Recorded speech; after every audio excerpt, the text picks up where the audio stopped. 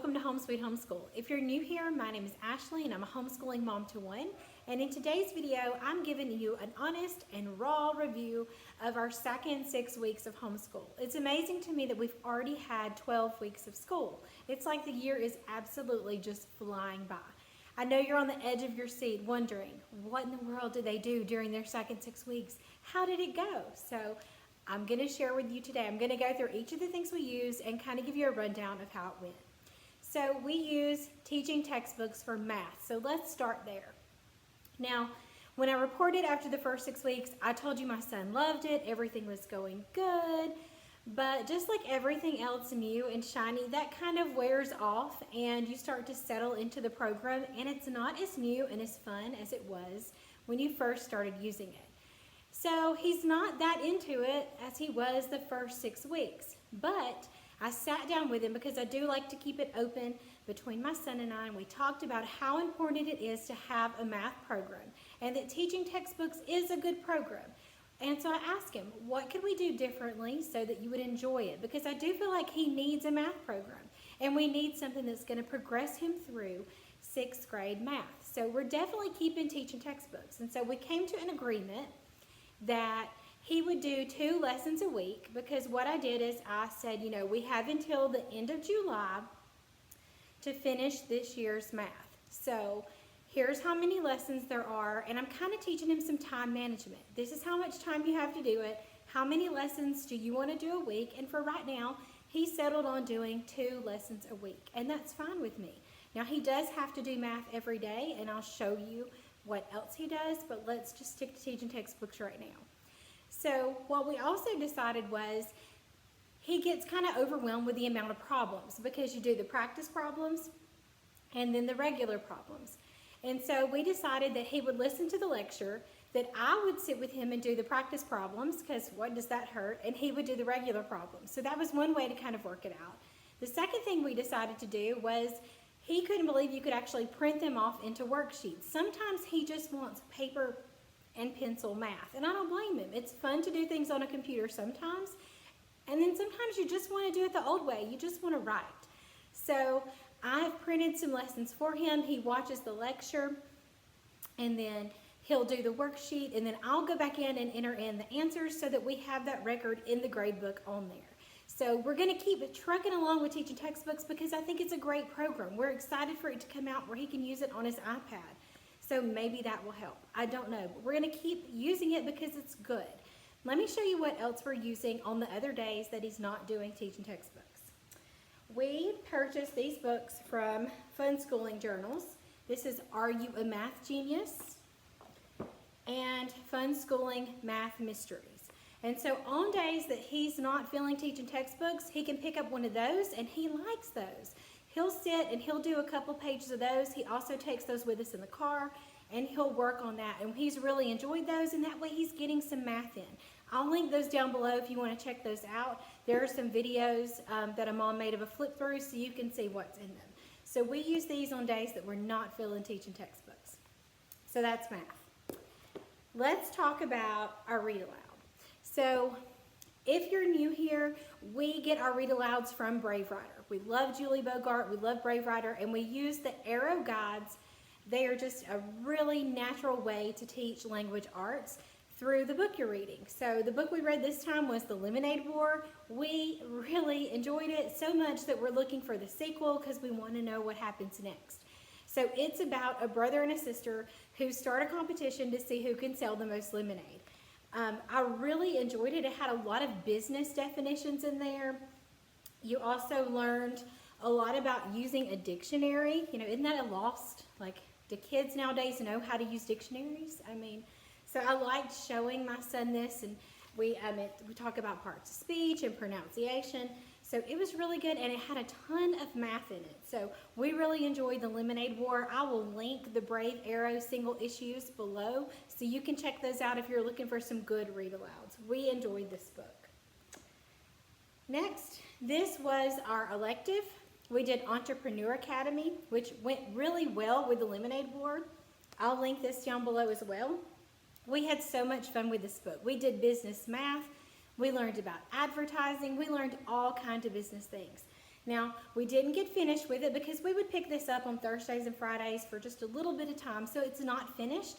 But I can leave this on my son's shelf. He's been on to go pick up Dr. Academy and his other ones and just kind of flip through it and find activities to do. So we did enjoy this. If you have a child who wants to be an entrepreneur, this is a lot of fun. I have a flip through on my channel of this book if you want to see the inside. But we really enjoyed it. My son said it was probably the one he enjoyed more than any of the other ones. Now, let's talk cursive. I know that in this day and age, not many people write in cursive. In fact, where we live, they do not teach it in school at all. My son went to school, in public school through second grade, went to a private school in third grade, and he was never taught cursive any of those times. Do I think it's important? Yeah. I mean, I think you need to know how to write in cursive. I think you need to know how to sign your name, and I think you need to read and be able to read in cursive. I think those things are important. Now, we started a cursive program when he came home to homeschool. So we've worked on it for a couple of years. We're on our third year of homeschool. So I did purchase, and I know this says human body, and if you know anything about our channel, we're doing North America. This will also tell you we don't do cursive every day. So we just now finished the human body cursive book that we actually started our first 6 weeks because my son knows how to write in cursive. And this was just extra practice. It was doing his copy work, doing his spelling word. It wasn't teaching. I mean, it's not teaching. This for human body is assuming your child already knows how to write in cursive. If you're using Gather Round or you're interested in Gather Round cursive and you need beginner, you need to go back to the North American birds, the Asia, the space. Those are the beginnings. These assume that your children already know how to write in cursive and you just need some practice. So we just now finished this one. We have the North America book that I'm going to leave on his desk, and if he wants to practice, that's perfectly fine. But I think after we finish North America, I don't think I'm going to be purchasing any more cursive. I think once you know how to do it, you know how to do it. He tends to write more in print, so I would rather perfect his print because it can be a little not so pretty, I guess is what we could say. Sometimes it's hard to read. So we may work more on that to make that look better and look more presentable and just kind of work on cursive here and there. So nothing's wrong with these books. They're great cursive books, a great addition to your unit. I just don't think we're going to purchase anymore, and that's okay. If you do cursive forever, that's perfectly fine. We're just going to go ahead and stop. All right, last thing to talk about. We are Gather Round users. We have used Gather Round since last September, and the unit that we are on, or the unit that we actually just finished, is North America. Now, don't knock it just because you live in North America and think, we live there. What could I possibly learn about North America? Well, a lot. We actually learned a lot about North America. It gave us some ideas of places we would like to go that we've never been. We've traveled to the West Coast. We've been up the East Coast. We live in the South, but we've never been to the Midwest. And it's just really sparked this travel bug in us where we want to travel and go see more of North America. We learned about tons of animals. That was probably my son's favorite part, was doing the animal research. He loved that. And it's a good unit. A lot of people kind of shy away from the connecting continent units, but this one is a lot of fun. I definitely recommend breaking up the reading. I say that about every one of the passages. Break up that reading with activities and with videos and things to get your kiddos' minds moving and interested. It's hard for them to sit through all of that reading. And if it's going over their head, show them pictures and paraphrase or read a book that's on their level. But I will say this one, I didn't really have to do that for this one like I had to for Human Body.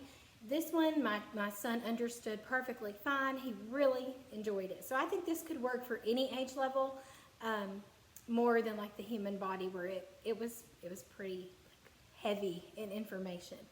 So we love North America. So I do recommend, like I said, breaking it up. Do those suggested hands-on activities that she has in there.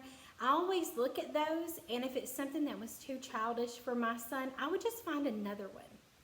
Another thing I'm going to say about North America is you may have to add a little bit to it. When we read about the West, the information's great that was provided, but I just wanted to do a little bit more. I wanted to introduce my son to more. So So we spent some time learning about the gold rush, where it started, who were the people involved in it, what happened. We panned for gold, we did word searches, and we read a book and watched a video so we could learn a little bit more about the gold rush.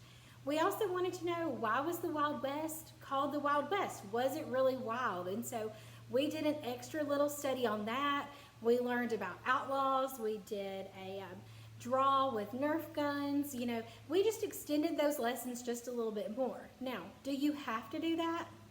Absolutely not. You can open up North America, read, hand your kids their workbook, and you're going to get a great education. But if you want to add to it, it really makes it come alive and it makes it so much more fun.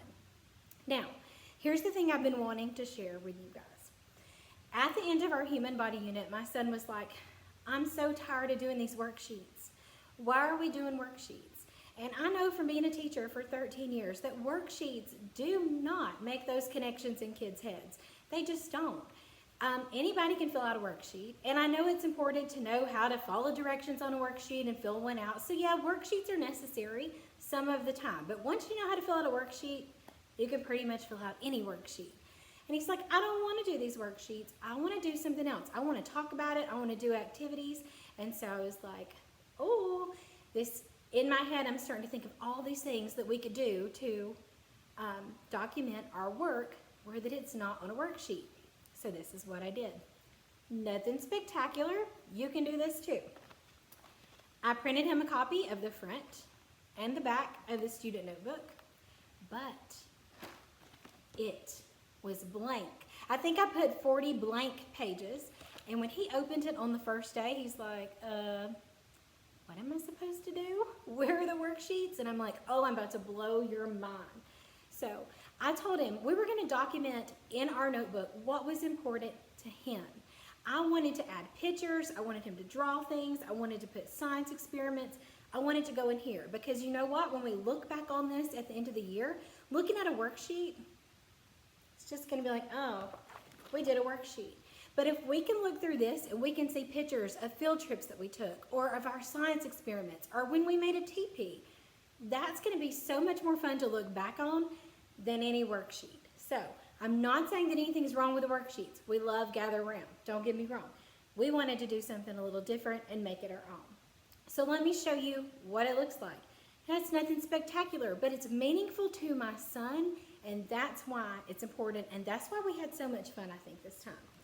So like for the first lesson, we learned all about habitats, and so we just kind of drew and documented what was important to us. Another thing we did when we did habitats, we did some research, and so I just put his little research card in there, and then he made a diorama, and we took a picture so that we could have documentation and we could look back on the diorama that he made. We also, because you're probably thinking, well, how do you do the writing project if you don't use the notebook? Well, here's our planning page for the writing project. I taught him how to make a web and how to plan for his writing project. We also wrote about our science experiment that we did. And you know what? We also included our free writes. So I would just copy the page that's in the workbook, and I would put it on here so he would have lines, because it's much easier to write a story or a poem if you have lines. And so we did our free writes in here too. He enjoys free writes, and we don't want to take that away from him. So that was in there. This was the day we went to a local area called the Big Springs, and we collected rocks, and we made Inukshooks, and so they wrote a little bit about it. We built igloos, we studied the wolf, and so for the animals, instead of just putting things down on that worksheet page, we used Art Hub for Kids. Almost every animal in North America can be found on Art Hub for Kids. We would draw the animal. This day, we actually answered questions and wrote facts, but I'll show you some other things that we did to make sharing factual information a little more fun. This is the day we made the teepee. He wanted to draw the Canadian flag. Here we talked about beavers, so we went outside and built dams. We collected sticks and built dams. We watched videos of how beavers built their dams, and I love that little beaver right here. And then we did an acrostic poem to share facts all about the beaver. So get creative. You don't have to fill in that worksheet. Find something fun for your kiddos to do. Here's another free write. This day we learned about the puffin, and they copied a poem about a puffin. Here we learned about caribou. This was our Gold Rush word search. Here's our wanted poster. He did Black Bart. That was the from lesson 9, where we learned a little bit about the Wild West. He researched Black Bart. We learned about bobcats, alligators. We learned about plantations. That was the other thing I was going to say. We're from the South, and so the South lesson was perfectly fine, and it talked about, you know, the history of the South. And so I took it a little bit further because it's kind of hard for kids to comprehend what actually happened. And so I found this really good children's book. It's a picture book called The Listeners, and it was about these slave children who worked all day out in the fields, and then their parents would send them to the master's house at night to listen outside of the windows. They would listen and take in whatever the master was saying, and then they would go back and tell the parents what they heard. And so getting to kind of see that experience of a child that was a slave and how scared they were and how hard they had to work, that really opened my son's eyes a lot. So we listened to that, and we talked about slavery and their feelings on it. And he wanted to draw a plantation, but he didn't want to draw anything else. He was just kind of, it took him a while to kind of process all of that information. So anyway, that's just kind of what we did. We just worked through each lesson, and we would just document either through drawing a picture or through taking pictures or whatever, making something, doing something hands-on. We had a really good time. So my message, I guess, to you is don't think that you are bound by that workbook or by whatever curriculum you're using. Take it and make it work for you. If it's giving your kids a blank notebook, or if it is filling in worksheets, there's nothing wrong with that. But I just wanted to show you a different way that we handled the workbook part of it this time. And I do foresee us doing that in the future for all of our student workbooks. Now, I know you're probably thinking, okay, so you covered writing and you covered all the other stuff, but what about language arts? Okay, language arts. We continue to do the language arts. So what I would do is I would look in the student notebook to see what the lesson was. I would get out my trusty little whiteboard and I would teach them the lesson, and then we would either do the language arts orally, or I would give them a dry erase board and they could answer on the dry erase board. So their language arts was covered. We did every language arts lesson there was to do, and we also practiced spelling that way too. So they got their spelling and their language arts. They didn't have to do it on a worksheet because things don't have to be done on a worksheet. And I mean, worksheets aren't any fun anyway. So that's how we handled language arts. I will tell you, I'm going to be honest, when we used the worksheets and it came to language arts, I'd read the top of it to him like this, and I would hand it to him and he'd fill it out. That's boring. I know from being a teacher that kids need to be engaged. They need to want to learn it. And so I had to bring it to life. I had to teach it to him.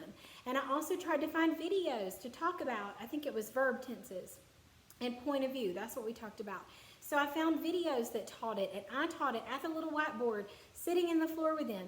And they learned language arts just perfectly fine without having to do it on a worksheet. So my overall review, I liked North America. My son enjoyed doing North America.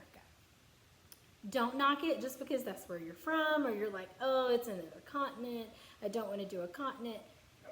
We really enjoyed it. We loved adding to it. We loved the hands-on, and I definitely recommend it.